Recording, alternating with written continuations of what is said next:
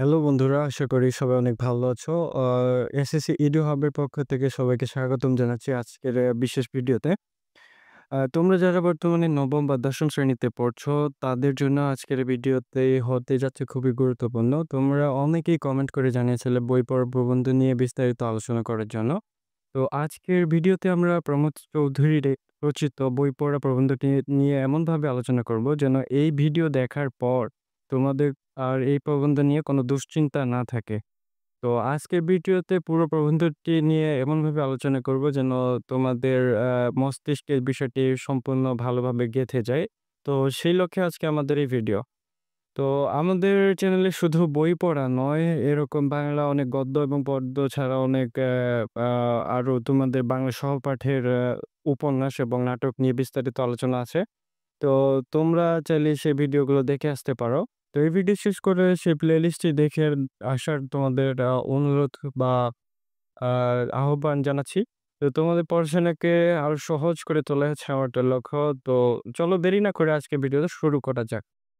তো আজকের ভিডিওতে আমরা প্রমোদ চৌধুরী রচিত যে বই পড়ার প্রবন্ধটি আছে সেটির মূল বিষয়বস্তু নিয়ে আলোচনা করব। সেই মূল বিষয়বস্তুর যে মূল বার্তা, লেখকের বার্তা এবং লেখকের যে দর্শন আছে সেটি নিয়ে আলোচনা করব। এরপরে আমরা হচ্ছে বই পড়া প্রবন্ধটি সহজেই মনে রাখা কিছু টিপস নিয়ে আলোচনা করব। ঠিক আছে?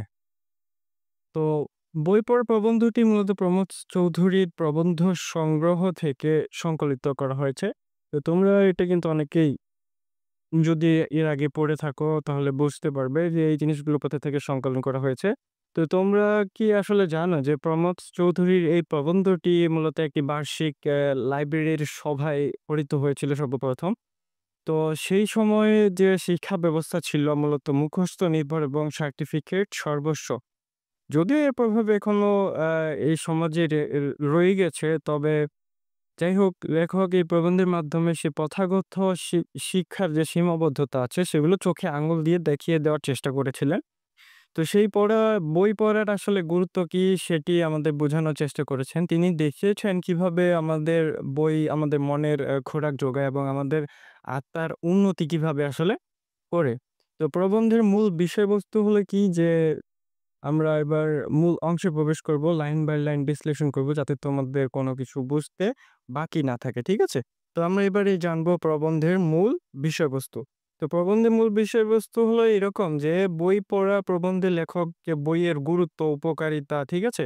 এবং মানুষের যে জীবন গঠনে এই বইয়ের প্রভাব সেই বিষয়গুলো নিয়ে কিন্তু আলোচনা করেছেন। ঠিক আছে? তো তিনি দেখিয়েছেন যে এই বই মানুষের জ্ঞানের ভান্ডার বৃদ্ধি করে, কল্পনা শক্তির বিকাশে সাহায্য করে এবং নৈতিক মূল্যবোধ গঠনে ভূমিকা রাখে। ঠিক আছে?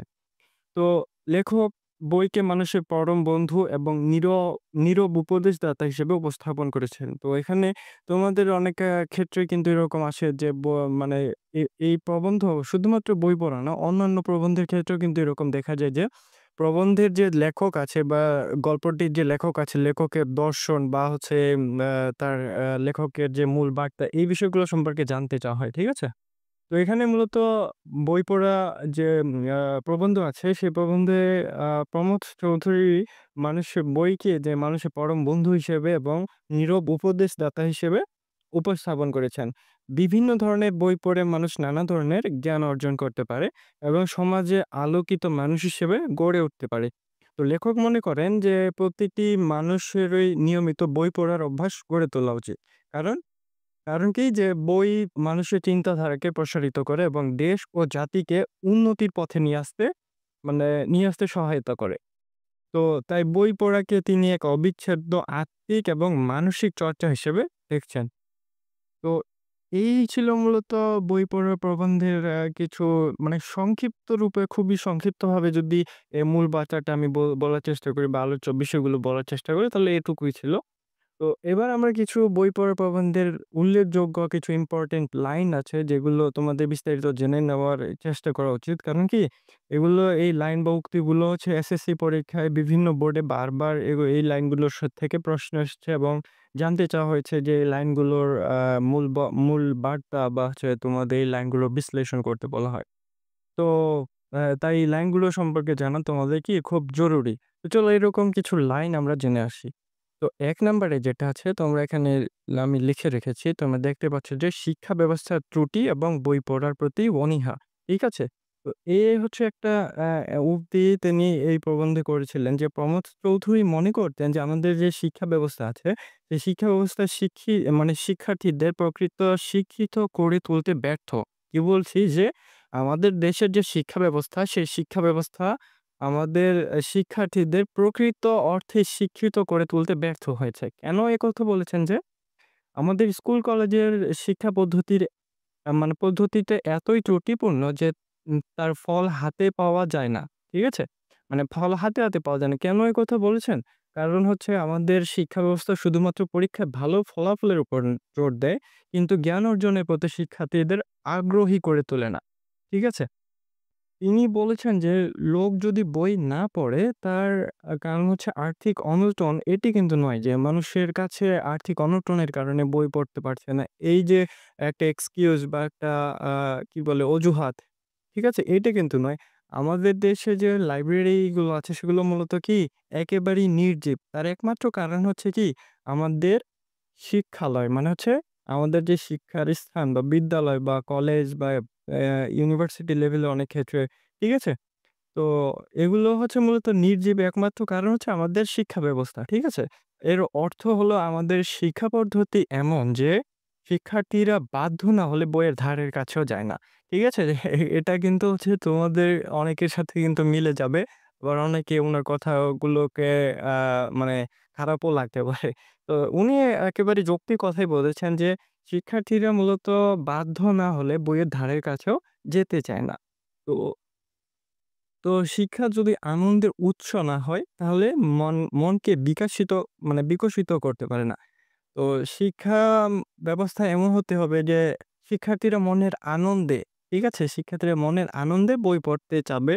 এরকম একটা শিক্ষা ব্যবস্থার কথা উনি এখানে বলেছেন যে, শিক্ষা ব্যবস্থা যদি আনন্দের উৎসই না হয়, মানে একটা শিক্ষার্থী বা কেউ যদি বই পড়ে আনন্দই না পায় বা শিক্ষা ব্যবস্থা আ এমন হওয়া উচিত যে বই পড়ে বা আম শিক্ষার্থীরা জ্ঞান অর্জন করে আনন্দিত হবে।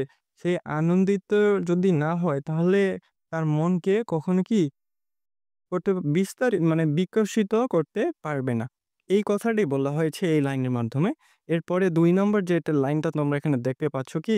লাইব্রেরির গুরুত্ব এবং মনের হাসপাতাল। তো এতদিনে কিন্তু তোমরা আ শারীরিক অসুস্থতার জন্য হাসপাতাল জেনে এসেছো। এবার যাদের মনের ব্যথা আছে, ঠিক আছে? তো মনের ব্যথার জন্য কিন্তু উনি একটা মনের হাসপাতালের কথা এখানে বলেছেন। তো চলো দেখে আসি যে এখানে মনের হাসপাতাল বলতে উনি কি বুঝিয়েছেন, ঠিক আছে? তো লেখক মূলত লাইব্রেরিকেই মনের হাসপাতাল বলেছেন, ঠিক আছে? কেন একথা বলেছেন যে, যদি কেউ মনে করে যে শিক্ষা তার মনকে সচল এবং সজাগ করে তোলার জন্য, তার হৃদয়ে আনন্দ জাগানোর জন্য, তবে তাকে বই পড়তে হবে।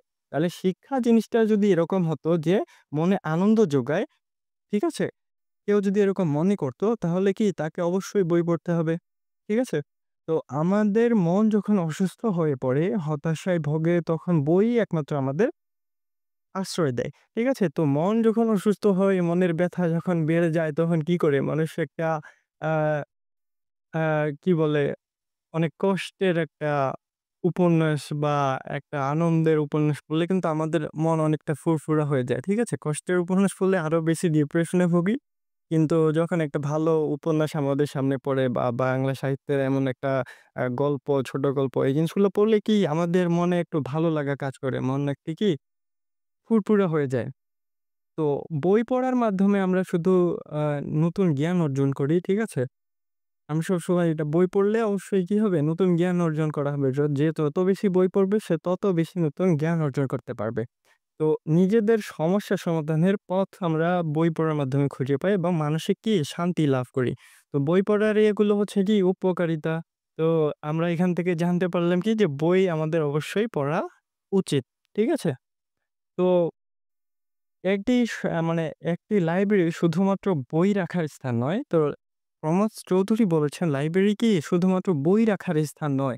এটি কি জ্ঞানের আধার, যা আমাদের মনের স্বাস্থ্যকে বজায় রাখতে সাহায্য করে। ঠিক আছে?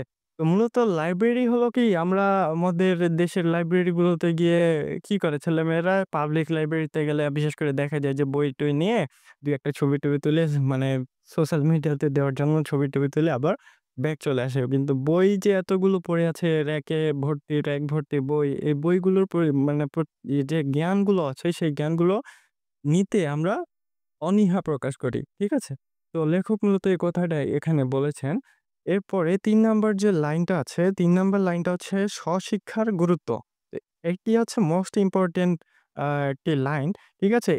এটা সবথেকে গুরুত্বপূর্ণ। এটা ৩০ টা মনে করো যে এটা একটা ৩০ টা এটা হচ্ছে বিভিন্ন পরীক্ষায় বারবার এটা রিপিট হয়েছে। কি বলা হয়েছে যে সুশিক্ষিত লোক মাত্রই স্বশিক্ষিত। তো এই কথাটার মানে আসলে কি?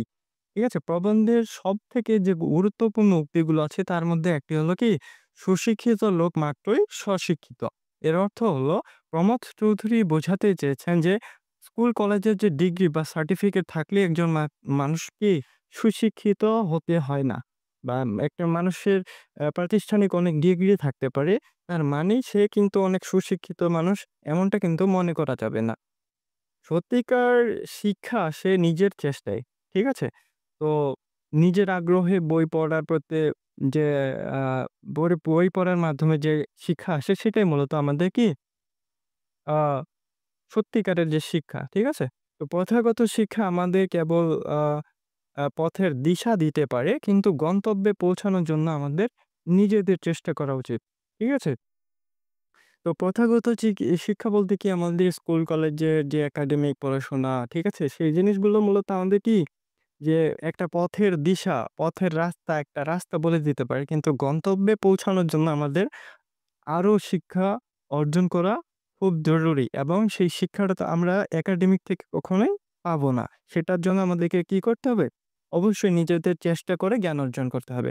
তো তিনি মনে করেন যে আমাদের শিক্ষকরা যখন আমাদের শিক্ষা দেন, তার অনেকটা অংশ আমরা নিজের চেষ্টায় মানে অর্জন করি এবং শেখার প্রক্রিয়াটা সম্পূর্ণভাবে আমাদের নিজের উপর নির্ভর করে।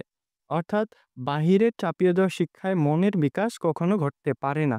তো আমাদের শিক্ষা ব্যবস্থায় স্কুল, কলেজের যে প্রাতিষ্ঠানিক পড়াশোনা সেগুলো একরকম কি আমাদের উপরে চাপিয়ে দেওয়া হচ্ছে। শিক্ষার্থীদের উপরে চাপিয়ে দেওয়া হচ্ছে। তো সেই জিনিসটা কখনো আমাদের কি মনের বিকাশ করতে পারে না। তো বাহিরে চাপিয়ে দেওয়া শিক্ষায় মনের বিকাশ ঘটাতে পারে না। এটা ঘটেও না। ঠিক আছে? তো মনের বিকাশ ঘটে কিসের মাধ্যমে তাহলে? আত্মশিক্ষা মানে নিজে, নিজে যে অর্জিত যে শিক্ষা, ঠিক আছে? সেই শিক্ষাটার মাধ্যমে আমাদের কি হয়? মানে মনের বিকাশ ঘটে থাকে। তো এই যে, এই যে লাইনটা আছে সেই লাইনটার আমি যেভাবে কথাগুলো বলেছি তোমরা সেগুলো মনে রাখার চেষ্টা করবে অথবা তোমরা নোট করে নেওয়ার চেষ্টা করবে আমি যেভাবে বলছি সেই জিনিসগুলো। তাহলে তোমাদের জন্য পরবর্তীতে অনেক ভালো হবে আশা করি। এরপর ৪ নাম্বার যে লাইনটা আছে সেটা হচ্ছে সাহিত্য চর্চার গুরুত্ব। তো সাহিত্য চর্চার প্রয়োজনীয়তা আসলে কি? কেন আমরা সাহিত্য চর্চা করব? সে বিষয়ে আমরা এবার একটু জেনে নেব। যে প্রমথ চৌধুরী সাহিত্য চর্চার উপর বিশেষ একটি গুরুত্ব দিয়েছেন। ঠিক আছে? তিনি বলেছেন যে আমাদের জাতীয় জীবনে সাহিত্যের কোনো স্থান নেই। একথা বললেও মনে হয় কি হবে? যে ভুল বলা হয়নি। ঠিক আছে? তো আমাদের জাতীয় জীবনে মানে আমাদের সামাজিক বা আ পার্সোনাল যে লাইফে সাহিত্যর মানে জীবনে কোনো একটা স্থান তেমন একটা নেই। সেই সময় আমরা দেখেছি যে আমরা বর্তমান যে আ ছোট গল্প, উপন্যাস, নাটক এই জিনিসগুলো পড়ে আসছি। সেই জিনিসগুলো কি অনেক আগে রচিত। ঠিক আছে? দেখবে যে এই জিনিসগুলো অনেক আগে মানে কোনো একজন বিখ্যাত ব্যক্তি লিখে গিয়েছেন। কিন্তু আমাদের যে মূল জিনিসটা হলো আ সাহিত্য চর্চা সেটা কিন্তু বর্তমানে দেখা যায় না বললেই চলে।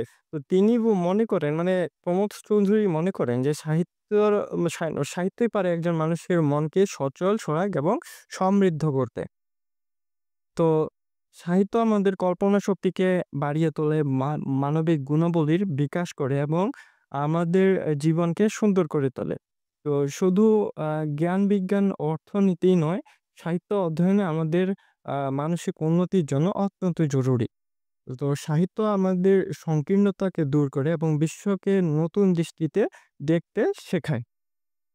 তো সাহিত্য চর্চার গুরুত্ব হলো এরপরে হচ্ছে শিক্ষার আনন্দ এবং স্বাধীনতা। এটা ৫ নম্বর লাইন। ঠিক আছে? তো লেখক মনে করেন যে শিক্ষা যখন আনন্দহীন হয় তখন তা বোঝা হয়ে দাঁড়ায়। তো শিক্ষা আনন্দহীন হলে সেটা আমাদের জন্য অবশ্যই বোঝা হয়ে দাঁড়াবে। আ জোর করে কোনো কিছু শেখা তা ফলপ্রসূ হয় না। তো জোর করে আমরা যেগুলো শিখছি, পড়াশোনা করছি, জোর করে এসএসসিতে এ প্লাস পাইতে হবে, গোল্ডেন এ প্লাস পেতে হবে। ঠিক আছে? এবং এইচএসসিতে ভালো একটা রেজাল্ট করে ভালো একটা ইউনিভার্সিটিতে অ্যাডমিশনের জন্য যাবো। তো এই যে শিক্ষাগুলো সেগুলো কি মূলত আমাদের বাস্তব জীবনের জন্য ফলপ্রসূ হয় না। তিনি বলেছেন যে আমরা যত আনন্দ উপভোগ করতে পারি, সেটুকুই আমাদের মনের মধ্যে মানে স্থান পায়। তোমরা দেখবে যে একাডেমিক পড়াশোনার বাহিরে যদি কেউ কোনো মানে বই বা সাহিত্য বা তোমাদের উপন্যাস এরকম কিছু পড়ে থাকো, ২-১ বার পড়লেই, একবার পড়লেই সেই জিনিসটা কিন্তু কি আমাদের মনের মধ্যে গেঁথে যায়। অথচ আমরা একাডেমিক বইগুলো বারবার পড়ি, রিভিশন করি, তারপরেও পরীক্ষার হলে গিয়ে দেখি যে এই জিনিসটা আমার মনে নেই। ঠিক আছে? তো এই কথাটা উনি বলছেন যে আনন্দ উপভোগ করে যখন আমরা কোনো কিছু পড়াশোনা করব, সেটিই কি আমাদের মনের মধ্যে স্থান পাবে। অর্থাৎ শেখার ক্ষেত্রে স্বাধীনতা কি অপরিহার্য। যখন আমরা নিজের ইচ্ছায় কোনো কিছু শিখি, তখন সেটা মনের ভিতরে কি গেঁথে যায় একেবারে। তো আমাদের চিন্তাভাবনাকে এই জিনিসগুলো উদ্দীপিত করে। ঠিক আছে? এই মূলত মানে কিছু ইম্পোর্টেন্ট লাইন গেল। এরপরে আমরা হচ্ছে প্রবন্ধের যে মূল বার্তা এবং লেখকের দর্শন সে বিষয়ে জানব। ঠিক আছে? তো এই প্রবন্ধের মাধ্যমে প্রমথ চৌধুরী আসলে আমাদের কি আ মূল বার্তা বা থিম দিতে চেয়েছেন, ঠিক আছে? সেই জিনিসগুলো আমরা জানার চেষ্টা করব। তো বই পড়া প্রবন্ধের মূল বার্তা আসলে কি? তো প্রমথ চৌধুরী আমাদের বেশ কিছু বিষয় এখানে বোঝাতে চেয়েছেন, যেগুলো আমরা এখানে পয়েন্ট করে লিখে রেখেছি। তোমরা দেখতে পাচ্ছ। এই জিনিসগুলো তোমরা কিন্তু অবশ্যই কি করবে? নোট করে নেবে। তো সবার ১ম এ যে জিনিসটি উনি বোঝাতে চেয়েছেন যে স্বশিক্ষাই শ্রেষ্ঠ শিক্ষা। ডিগ্রি বা সার্টিফিকেট নয়, নিজের আগ্রহে ও চেষ্টায় অর্জিত জ্ঞানই মানুষের কি সত্যিকার অর্থে শিক্ষা হচ্ছে সেটি। যেটি আমরা কি করতে পারবো? নিজের আগ্রহে এবং চেষ্টায় আমরা অর্জন করতে পারবো। এরপরে হচ্ছে মনের বিকাশ। তো বই পড়া শুধু তথ্য সংগ্রহ করা নয়, এটি মনের বিকাশ ও আত্ম-উন্নতির প্রধান চাবিকাঠি। ঠিক আছে? তো বই পড়া আমাদের কি করে?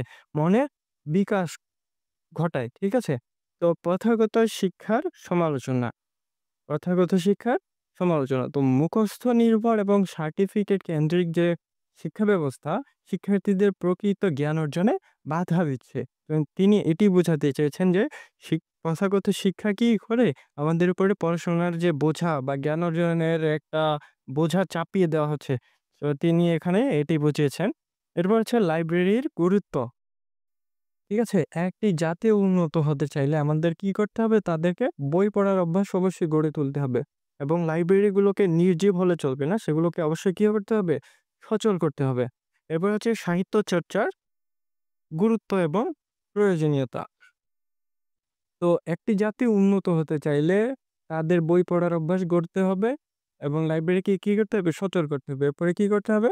যে সাহিত্য চর্চা করতে হবে। সাহিত্য চর্চা মানুষের মনকে সরল, সচল, সরাগ এবং সমৃদ্ধ করে তুলতে সহায়তা করে। ঠিক আছে? এই মূলত কয়েকটা মূল বার্তার পয়েন্ট গেল। এরপরে আমরা আ বই পড়া যে আ কি বলে প্রবন্ধটি আছে সেটি সহজে মনে রাখার কিছু টিপস জেনে নিব। শুধুমাত্র বই পড়ার ক্ষেত্রে না, এই টিপসটা তোমরা অন্যান্য প্রবন্ধগুলো মনে রাখার ক্ষেত্রেও খুব গুরুত্বপূর্ণ ভূমিকা পালন করবে আশা করি। তো ১ম এ যেটা বলছি যে মূল ভাবটা সহজে ভালোভাবে মনে রাখার অভ্যাস করতে হবে। যেকোনো গল্প, যেকোনো গদ্য, পদ্য যেটাই পড়ো না কেন, মূল ভাব জিনিসটা আগে সবার আগে ভালোভাবে মনে রাখার চেষ্টা করতে হবে। ঠিক আছে?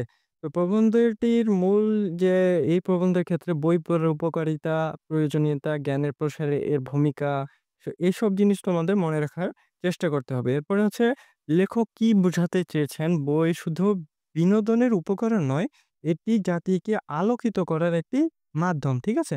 তো লেখক এই জিনিসটা কিন্তু বই পড়া প্রবন্ধটির মাধ্যমে ব বোঝানোর চেষ্টা করেছেন। এরপরে হচ্ছে প্রবন্ধটিকে আমরা ৩ ভাগে বিভক্ত করে মনে রাখার চেষ্টা করব। এক হচ্ছে ভূমিকা, ঠিক আছে? এরপর হচ্ছে মূল আলোচনা এবং সবার শেষে উপসংহার। তো ভূমিকায় আমরা কি বলব যে বই কি, বই কেন পড়া দরকার? এই জিনিসগুলো ম্যাম ভূমিকার অংশে থাকবে। এরপরে হচ্ছে মূল আলোচনা হচ্ছে বইয়ের প্রভাব, লেখকের বিভিন্ন বই বা বই পড়ার অভ্যাস, উপকারিতা নিয়ে এসব হচ্ছে মূল আলোচনা। এরপর হচ্ছে উপসংহার হচ্ছে বই পড়া আমাদের জীবনকে কিভাবে পরিবর্তন করছে এই জিনিসটা হচ্ছে উপসংহারে। তো এইভাবে যদি তোমরা মনে রাখার অভ্যাস করে তোলো তাহলে যেকোনো প্রবন্ধই খুব সহজেই মনে রাখার একটি আ তোমরা টেকনিক পেয়ে গেলে। এরপরে হচ্ছে এই যে সম্পূর্ণ বই পড়া প্রবন্ধটি আছে সেটি যদি আমরা একটা লাইনের মাধ্যমে এই কৌশলগতভাবে মনে রাখার চেষ্টা করি তাহলে এখানে দেখবে সবার শেষে আমি একটা আ লাইন এখানে লিখেছি যে, "বই মানেই জ্ঞানভিত্তিক আলো।" এখানে তোমরা অবশ্যই নোট করে নিবে যে সবার ১ম এ আছে ব হচ্ছে বই আমাদের জ্ঞানের দরজা খুলে দিচ্ছে। ঠিক আছে? বই কি করে? আমাদের জ্ঞানের দরজা খুলে দেয়। থেকে ইচ্ছাশক্তি এবং কল্পনা শক্তি বাড়ায়। ঠিক আছে? বই আমাদের কি করে? ইচ্ছাশক্তি, কল্পনা শক্তি বাড়ায়। এরপরে মানুষকে কি করে? সভ্য করে তোলে। তারপর হচ্ছে নৈতিক ও মূল্যবোধ সৃষ্টি করে। তারপর হচ্ছে থেকে ইংরেজি, বিজ্ঞান, সাহিত্য সবকিছু শেখার পথ কি? বই পড়া। এবার হচ্ছে জ্ঞান থেকে হচ্ছে জাতির কি? উন্নতি ঘটায় বা উন্নয়ন ঘটায়। এরপরে দন্তেন্য থেকে হচ্ছে নানান বিষয়ের সাথে পরিচিত করতে শিখায়। তারপর হচ্ছে আ বিশ্ব দর্শনের দৃষ্টিভঙ্গি দেয়। তারপর হচ্ছে কি করে? আ আত্মিক উন্নতি ঘটায় এবং লোকজ ও বৈজ্ঞানিক জ্ঞানের কি মেলবন্ধন ঘটায়। ঠিক আছে? তো সংক্ষেপে এই প্রমথ চৌধুরী আমাদের শিখিয়েছেন যে বই পড়া কেবল একটি শখ নয়, এটি শুধু একটি সুস্থ মন এবং একটি উন্নত জাতির গড়ার জন্য কি অপরিহার্য। তিনি বোঝাতে চেয়েছেন যে সার্টিফিকেট আ কেন্দ্রিক যে শিক্ষা ব্যবস্থা সেটি থেকে বেরিয়ে এসে জ্ঞান অর্জনের প্রকৃত আনন্দকে উপভোগ করাটাই হচ্ছে মূল বিষয়। ঠিক আছে? তো বন্ধুরা আশা করি বই পড়া প্রবন্ধটি নিয়ে তোমাদের আর কোনো সংশয় থাকবে না। এরপরে যদি তোমাদের কোনো সমস্যা থাকে অবশ্যই কমেন্ট করে জানাতে পারো। প্রমোদ চৌধুরী যেভাবে বই পড়ার গুরুত্ব এবং প্রথাগত শিক্ষার যে সীমাবদ্ধতা এবং আ স্বশিক্ষার গুরুত্ব তুলে ধরেছেন তা সত্যিই কি অনেক অনুকরণীয়। আমরা চাই তোমরা শুধুমাত্র পরীক্ষায় ভালো ফলাফল না করে বরং সত্যিকার জ্ঞান অর্জনে আগ্রহী হয়ে ওঠো। বই পড়ার অভ্যাস নিজেদেরকে আ সমৃদ্ধ করো। তো ভিডিওটি ভালো লেগে থাকলে অবশ্যই লাইক করে দিও, কমেন্ট করে তোমার মতামত জানাবে এবং বন্ধুদের সাথে শেয়ার করতে ভুলবে না। আ আমাদের চ্যানেল সাবস্ক্রাইব করে পাশে থাকা বেল আইকনটি প্রেস করে রাখো যাতে আমাদের নতুন ভিডিও আপলোড হলে সবার আগে তোমাদের কাছে নোটিফিকেশন পৌঁছে যায়। তো তোমাদের পড়াশোনার জার্নিতে আ আমরা সবসময় তোমাদের পাশে আছি। দেখা হবে পরের কোনো ভিডিওতে নতুন কোনো বিষয় নিয়ে। ততক্ষণ পর্যন্ত ভালো থাকো, সুস্থ থেকো আর পড়তে থাকো। আর এসএসসি এডুভাবের সাথে থাকার জন্য ধন্যবাদ। আসসালামু আলাইকুম।